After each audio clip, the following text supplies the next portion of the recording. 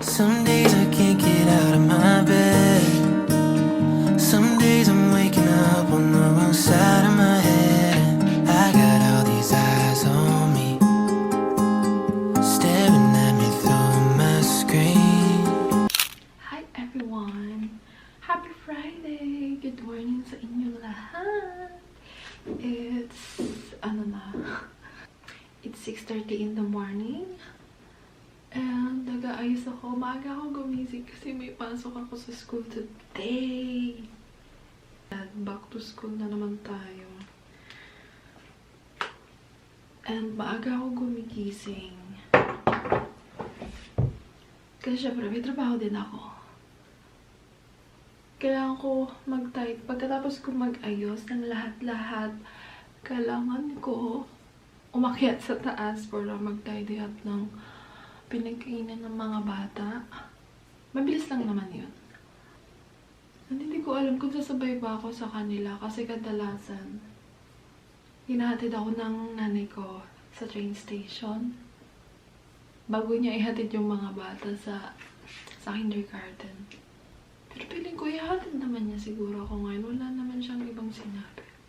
Kasi kapag hindi niya ako ihatid sa train station, medyo malilate ako sa tram na kailangan kong habulin. So, kapag hindi niya ako ihatid, kailangan kong umalis ng maaga dito sa bahay. Siguro mga 7:55 or 7:50 alis na ako sa bahay. Kasi mga 20 minutes, 15 minutes pang lakarin hanggang train station, guys. Okay lang naman sa akin na maglakad hanggang train station. Kaso, kapag nag-tidy up ako, kasi umaakit ako 7:30 ng umaga, so natatapos ako mga 8.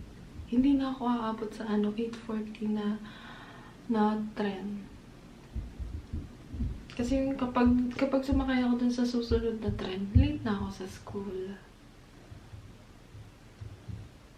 But yeah, yung school ko ngayon is from Tuesday hanggang Friday.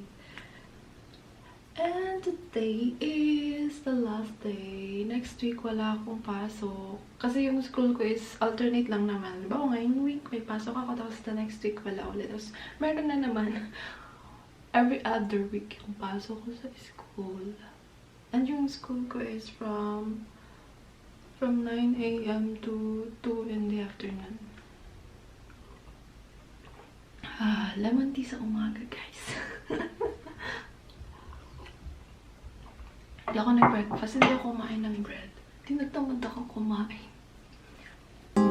Most nights I just can't wait to lie down. So tired from my thoughts that keep on swirling around. Medication used to help me breathe. Now it feels like it's abusing me. 'Cause all of my thoughts take the air out of me. And I can't disagree with the lies that I think you believe.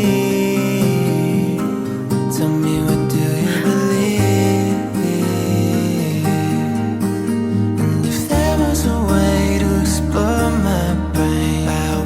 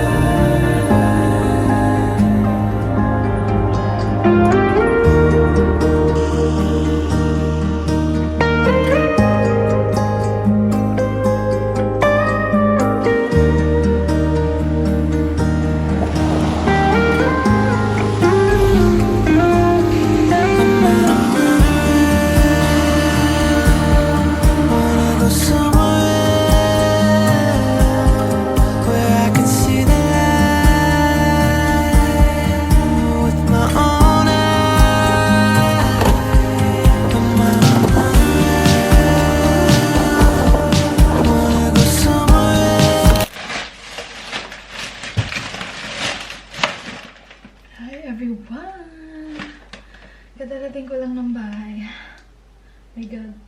I'm so pagod. Pero care lang. So, nag-grocery ako ng very light. And magluluto na rin ako ng dinner ko kasi nagugutom naman. And grabe yung sunset ngayon. Parang the sun was on fire. As in, super ganda, guys. Parang ngayon ko lang nakita yung sunrise. Hindi pala sunrise. Sunset na ganun. Ay, nako. Anyway, magluluto na ni kasi I'm so gutom na. Magluto lang ako ng salmon and rice kasi nagkikrave ako ng salmon.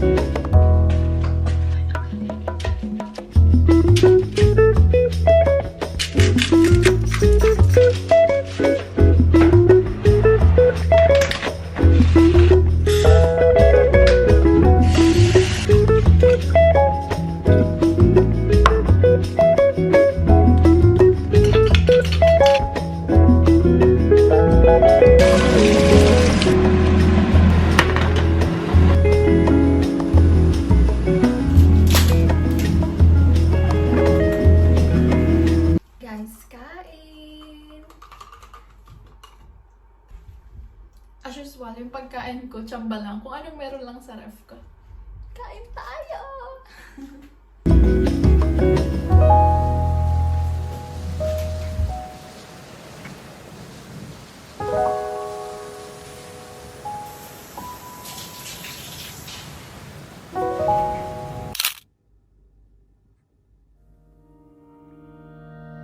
Some days I can't get out of my bed. Some days I'm waking up on the wrong side of my head, and I got all these eyes on me, staring at me through my screen. Most nights I just can't wait to lie down. So tired from my thoughts that keep on swirling around. Medication used to help me breathe. Now it feels like it's abusing me. 'Cause all of my thoughts take the air out of me, and I can't disagree with the lies that I think you believe. Tell me, what do you believe? And if there was a way to explore my brain, buy a one-way ticket on a monorail train till I find. Hi guys! Good morning! Happy Sunday sa inyong lahat with this sunrise. Grabe! Sobrang ganda. Ay, may tao. Lang nakahiya. May tao sa daan. Nahiya ako. Anyway, grabe, sobrang ganda ng sunrise. Hindi ko na naman siya ma-enjoy dahil may trabaho tayo today. Ay, grabe. Parang sunod-sunod na 2 weeks hanggang Sunday yung trabaho ko. Pero yeah, kaya naman. Parang next week wala naman. So may enjoy ko ang Sunday next week. I hope so. Sana maganda yung weather kasi feeling ko magi-snow na naman. Parang ang ginagawa lang is parang alam niyo yun, magtutunaw lang ng snow. And then kapag natunaw na yung ibang snow, uulan na naman ng napakaraming snow. Ang ganda talaga. Kaya ayan. Medyo wala ng snow. Konti na lang sa mga puno na wala na yung mga snow. Pero syempre dito sa ground madami. Uulan na naman ng snow. Feeling ko, alam ko uulan ng snow today. Parang mga 4 in the afternoon ata. I'm not sure. Pero nakita ko lang sa weather forecast. Alam nyo yun? Yung pagod ka sa trabaho lagi, pero pag ganyan yung view na makikita mo, my God. Ang saya. Na kahit ano, alam nyo yung kahit lagi akong naglalakad ng napakalayo. Not napakalayo, 20 minutes lang naman. Papuntang train station is, pag ganyan yung view na makikita ko everyday, parang yung pagod ko, nawawala. Ay! Grabe. And hindi din masyado malamig today. Carry lang. Ang ganda ng sunrise, my God. Alam nyo, lagi ko siyang nakikita. Parang everyday ako nakakakita ng sunrise, sunset, pero parang laging bago sa akin. Parang, wow, manghang-mangha ako lagi. Ay, nako. Grabe, sobrang bilis ng panahon. 2024 na, guys. And magti-third year na ako. Oh my God. Malapit na akong gumraduate. Konting push pa. Ay, teka, hiningal ako. Sa mga pinagdaanan ko from last year, marami akong natutunan. Isa na doon yung, syempre, choose yourself, love yourself, and hindi na ako magiging people pleaser. Yung gagawin mo na lang yung bagay kahit labag sa kalooban mo para lang sa convenience ng ibang tao. Para hindi mawala yung tao sa life mo. Gagawin mo na lang yung mga bagay kahit labag sa kalooban mo para sa convenience nila. And isa rin na natutunan ko na keep your circle small. Kasi hindi ko alam kung siguro introvert ako, may pagka-extrovert din. Minsan depende sa situation. Pero ngayon, most of the time, mas pipiliin kong maging introvert. And natutunan ko rin na not to trust anyone.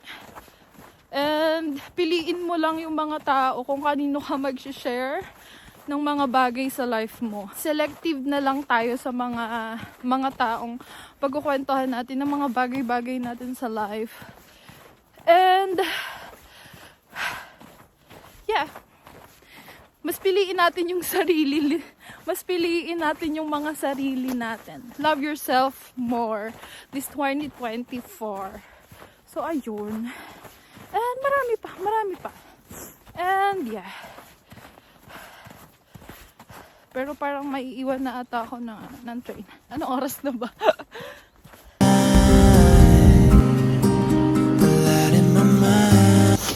Guys, naiiwan ako ng train. Oh my God. Anyway, pauwi na ako. Hindi ko alam kung dadaan ba ako ng Asian store. Gagastos na naman tayo. Or uwi na lang muna. I guess uwi na lang ako, no? I'll never be quite like you. Sometimes I take the long way home to fight these voices in my head that just don't feel like my own. And the music on my radio is the only reason I don't feel alone now. 'Cause all of my thoughts take the air out of me, and I can't disagree with the light.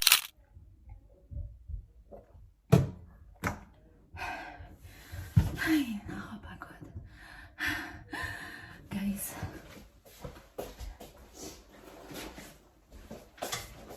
Dumaan ako sa Asian store after ng ilang siguro mga almost after ng ilang months. Medyo matagal-tagal din ako hindi nakadaan sa Asian store.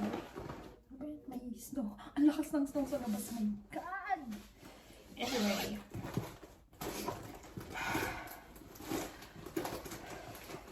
Meron akong corn soda. Binigay lang to sa akin.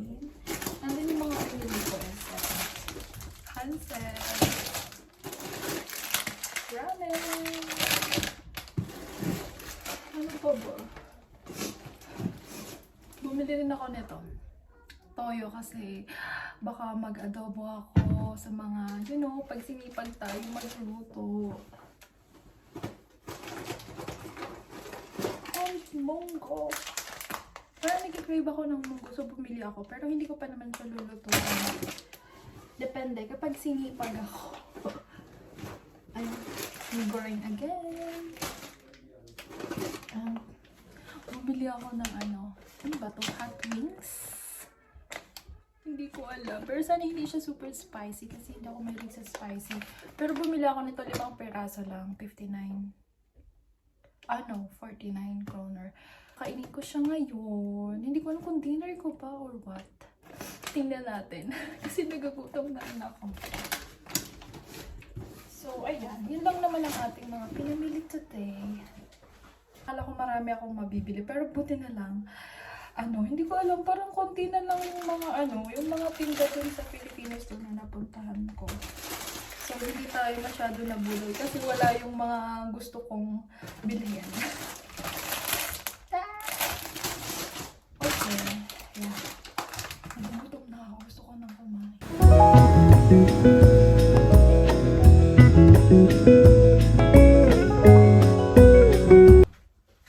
Nagugutom na ni. Tikman ko nga. Kumaanghang.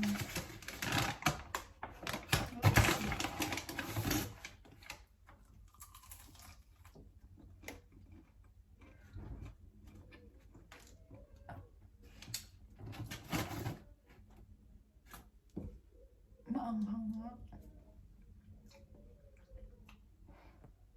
Pero masarap.